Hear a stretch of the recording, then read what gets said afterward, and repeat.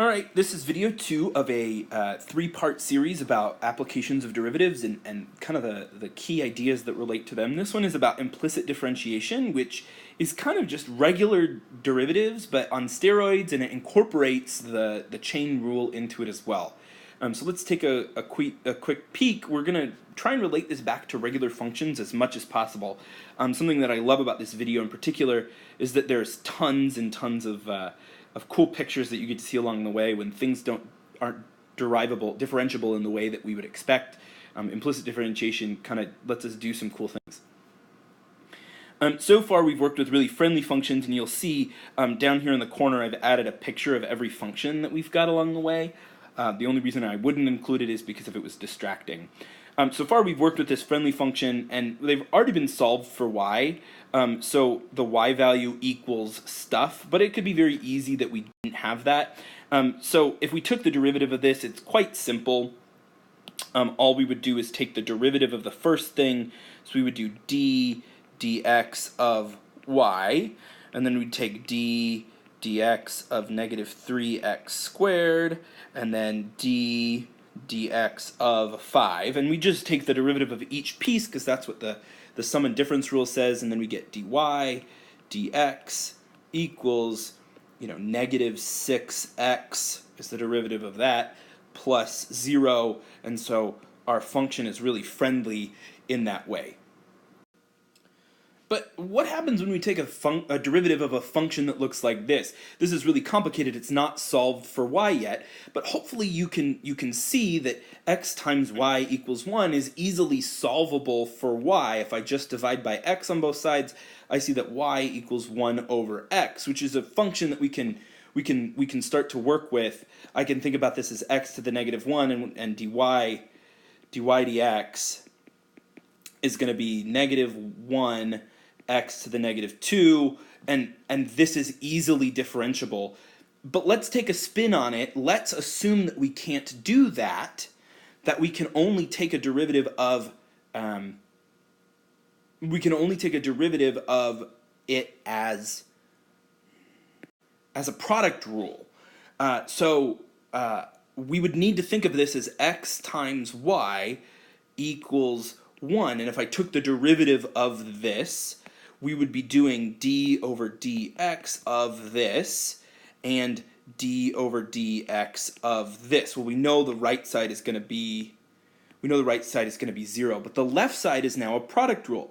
It's the first times the derivative of the second plus the second times the derivative of the first. So let's think about it in that way.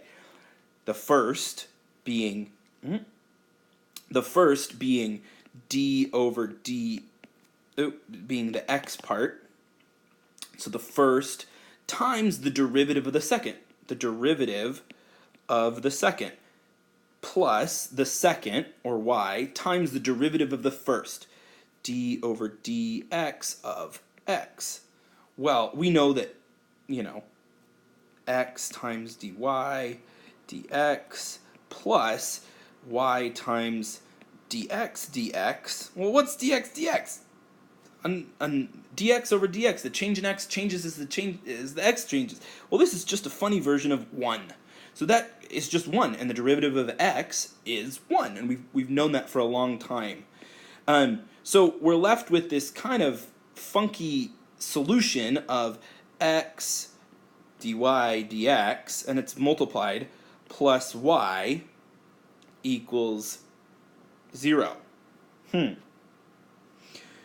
And if I solve this, I'm solving it for dy dx. X dy dx, I subtract y equals negative y, and then divide by x. Divide both sides by x to get this. So dy dx equals negative y over x. Well, that's funky. This isn't what I expected to see here, because when I did it derivative the proper way the last time, that's not what I got when I took the derivative. Dy dx these don't look the same. Well, the nice thing is that I already can solve for y. So I know what y is. Y is 1 over x. So let's just substitute that in here. And I'll show you what that looks like. So if I substitute it in here, and I'll try and make it so that you can see it. So dy dx equals negative. The y value is 1 over x, and then I'll just copy everything else, all over x. Well, this is a fraction on top of a fraction, and that's the same as negative 1 over x times, keep it, change it, flip it, 1 over x, which is negative 1 over x squared, which is what we have here, negative 1 over x squared. So we actually do have the same thing in both situations, just one is more complicated than the other. So just take a look at this. If you need to pause the screen and review what we did over here, that might not be a bad idea. But we're going to do a little bit more. This is the logic behind it, and so I want to start there, and then we'll go into the procedure of how to do it quickly. So for problems like this, we're a lot less lucky because we're not able to solve for y in this problem.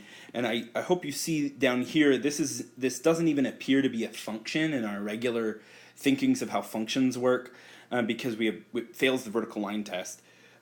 So when I can't solve something like this, I need to approach it in a slightly different way.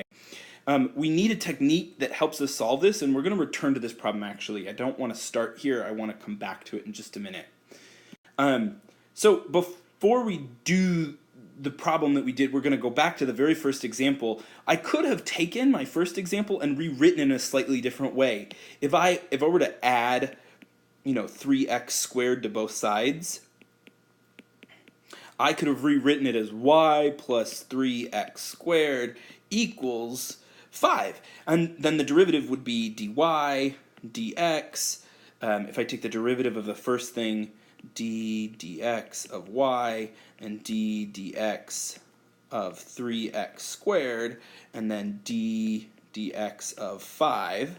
Sorry, my d's are not turning out the way. So d dx of y is dy dx. The derivative of 3x squared with respect to x is going to be 6x squared, so 6x squared. And then the derivative of 5 is, well, 5.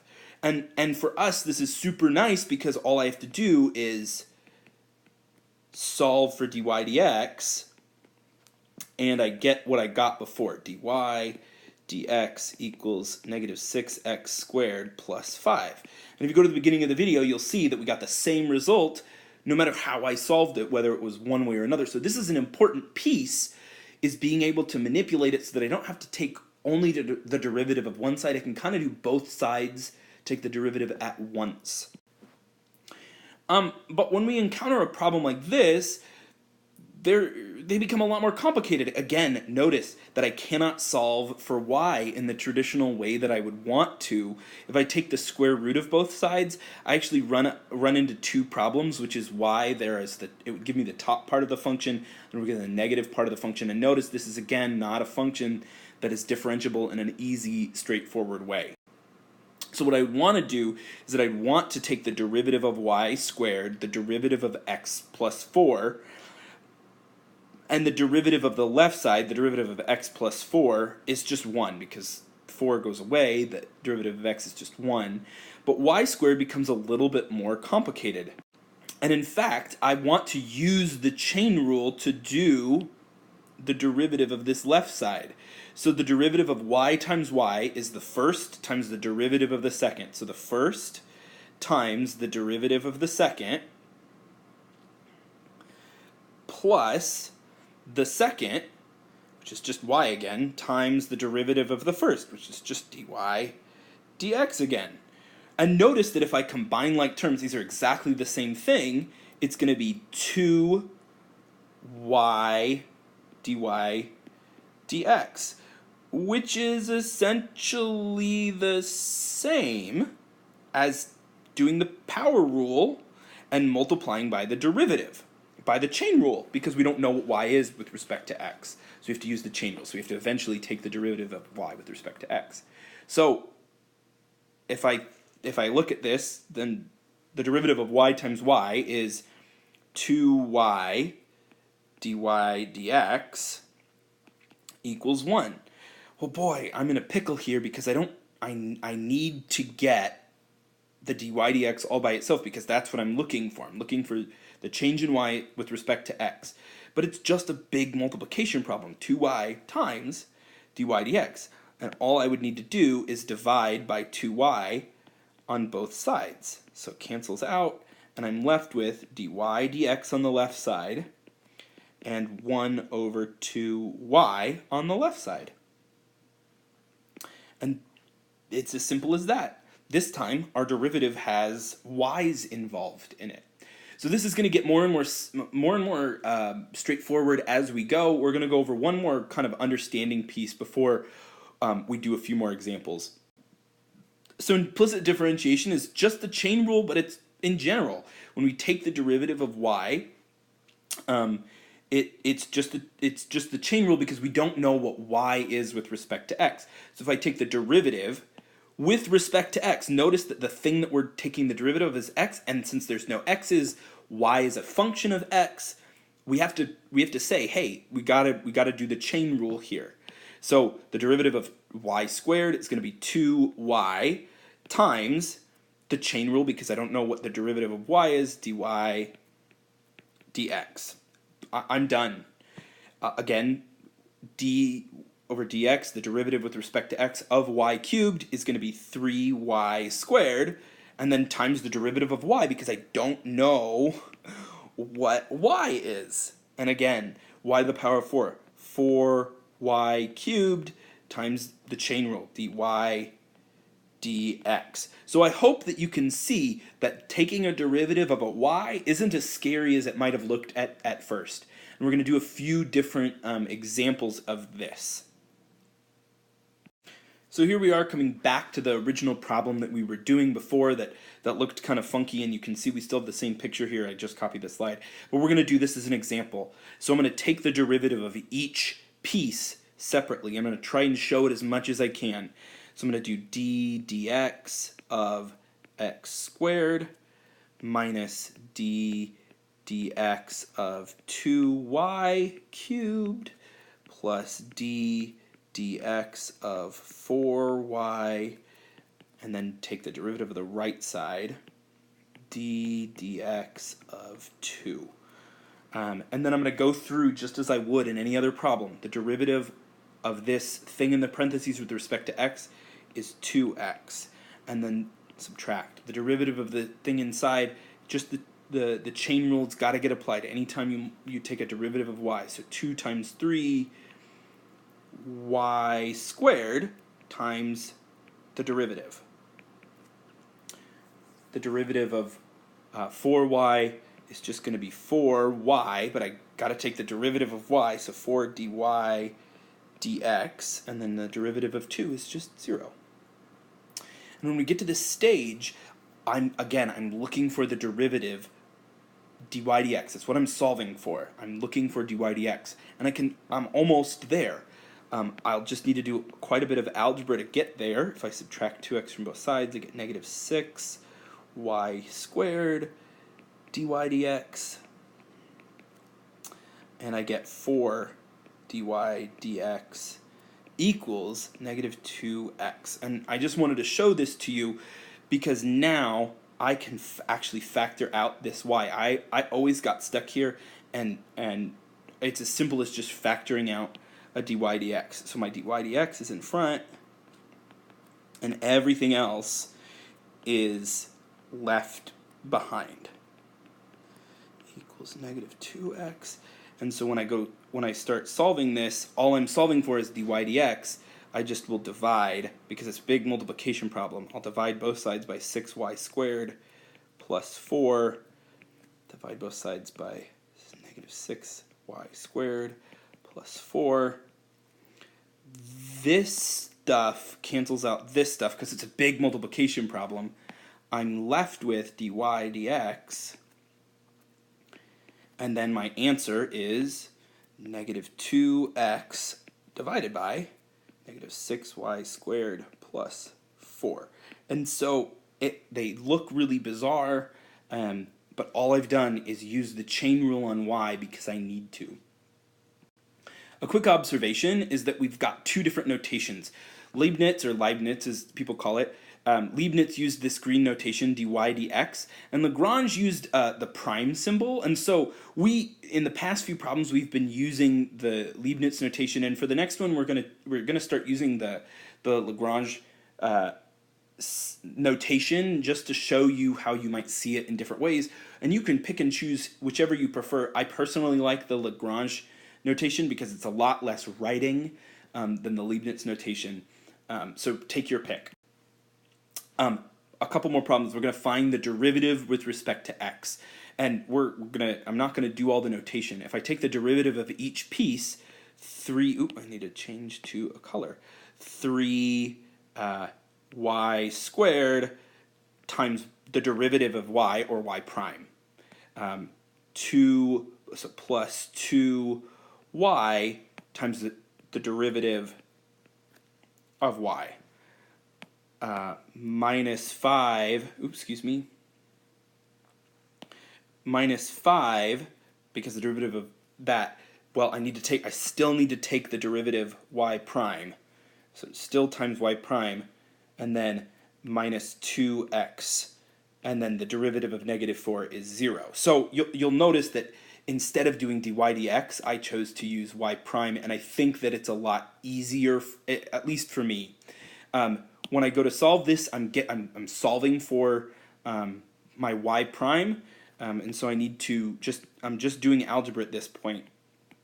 So I'm going to factor out the y prime piece of it while I'm at it, and then I get 2x. So factoring out the y prime, I get 3y squared plus 2y minus 5. And then my last step is to solve for y. It's just a big multiplication problem, so I'm going to divide by the stuff. Oh, hang on. That's just not enough space for me here. I'm going to divide by the stuff that I need to get rid of it. 3y squared plus 2y minus 5. Divide by 3y squared plus 2y minus 5, and this cancels this out, and y prime is 2x over this 3y squared plus 2y minus 5. This is actually probably one of my favorite functions. It looks like a puzzle piece. And notice the derivative isn't super difficult to get. I've just been using the power rule and the chain rule and then doing a lot of algebra. Okay, we've got a few more practice problems that I want to show you or have you work through with Taylor. We're just going to kind of do a few extra problems. Notice that this is the equation for an ellipse. X squared plus y squared equals, 4 would be a circle, but that 4 makes it an ellipse, and it has a spread. It's kind of squished. It's a squished circle, if you will. And everything is the same. I'm going to do it in blue for everything and do all of my chain rules in red. So the derivative of x squared with respect to x is 2x. The 4 comes along for the ride, 2y. And then I have to use the chain rule, times y prime. And the derivative of 4 is 0. All I'm doing is now solving for the y prime. I'm going to subtract 2x from both sides. So I've got 8y prime equals negative 2x. And all I'm going to do is divide by 8y, divide by 8y. Those cancel out. Y prime is equal to negative 2x over 8y. It gets easier and easier as you practice more and more. This is also a very fun looking function, and this is probably one of the more complicated ones that we're going to do today. It's going to require the chain rule and the product rule and the chain rule as a piece of implicit differentiation. So this is a really meaty problem. So take your time and don't get frustrated if it seems super challenging at first. Just you'll be okay.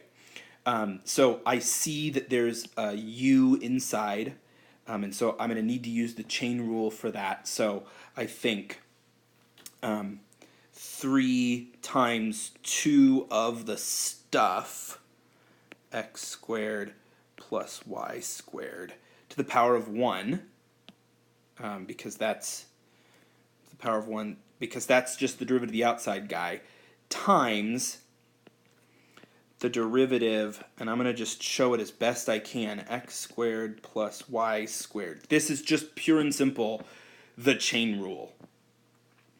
And then I'm going to take the derivative of the right side equals 100. The 100 sticks around for a while. And it's the first times the derivative of the second plus the second times the derivative of the first. So 100 times the first times the derivative of the second. And I'll just use the y prime notation actually. First times the derivative of the second plus the second times the derivative of the first, which is just 1. Man, this is really, really a meaty problem to deal with. And the only derivative that we still need to take is this blue stuff. So I'm just going to kind of clean everything else up. So it's going to be 6 x squared plus y squared times, the derivative of this is just kind of piece by piece, times 2x plus 2y, implicit differentiation, y prime, and then everything else is going to come along for the right. I'm actually going to go ahead and distribute this back into these guys just for now, because we're going to need to do some solving in a minute. So I see 100 x y prime plus 100 y, and notice the difference between y primes. I'm actually going to go through and highlight them in yellow, all of my y primes. I only have 2, which is handy. Oh, and that didn't look super duper nice. I wish that it was nicer. Y prime, so you could see it. So I've got my y primes highlighted. This is just a kind of a mess, if you will, in that I have to solve for y eventually, and I'm not looking forward to it. It's a lot at this point. The calculus is done. This is all algebra. I'm gonna kind of speed through it here real quick, and I'll show you when I get to the other side.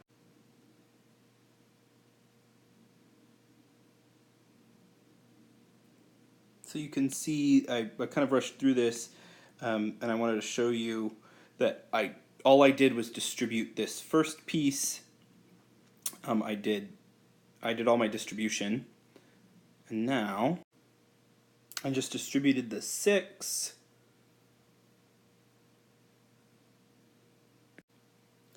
and I'm subtracting everything that doesn't include a y prime from the left side. So I'm taking away this because it doesn't have a y prime. I'm taking away this because it doesn't have a y prime. And eventually I'm going to move the y prime from over here back over here. I just need a little bit of extra space. And I went ahead and moved the 100y over. I just subtracted 100xy prime to here. And hopefully you see all of the y primes again. I'm going to factor out the y primes, and I'm going to divide by all of this stuff, and I'll show you the answer in just a moment, but I need a little bit more space, so hopefully get some more space up in here. There we go. And just like that, we've solved for y prime. And part of what I love about y prime notation, the Lagrange notation as opposed to the Leibniz notation, is that I can do y prime much faster than I can do dy dx, and it saves me a lot of space, especially when there's this much algebra. I just want to take a note and notice that the calculus actually stopped right here, and everything below here, all of this is just solving using algebra and pre-calculus skills. So it's not too much. This is a big problem. Thanks for hanging in there. Take a moment to review this or pause the video to just see the whole process as it worked. I only skipped one step, and that was moving this 100 from over here, this 100xy prime. I subtracted it from both sides, and I moved it over here. So that's the only algebra that I skipped. One more problem, then we're done. All right. This is a sine function, and so implicit differentiation also works for trigonometric functions. All it really is if I'm taking the derivative of a function with respect to y. It's just the chain rule disguised as a non-chain rule function. So the derivative of sine y is cosine of y times the derivative of the inside, which is dy dx, and the derivative of x is 1. And so if I take the derivative of both sides, then I can solve by dividing by cosine of y, and my derivative dy dx is 1 over cosine of y. All right, this process is essentially the same every time. You always have to use the chain rule when you're taking a derivative of y. The derivative of x is the same as it's always been. When you take the derivative, then you solve for your dy dx, or if you want to use y prime, you can use that notation too. This always works until higher maths, when it starts becoming more interesting. Thank you for watching the video. Take some time, again, look up some practice problems or do some from our book to practice the ideas of implicit differentiation. When you practice, it'll get faster and easier. You'll be really glad you did. Thanks for spending the time and watching.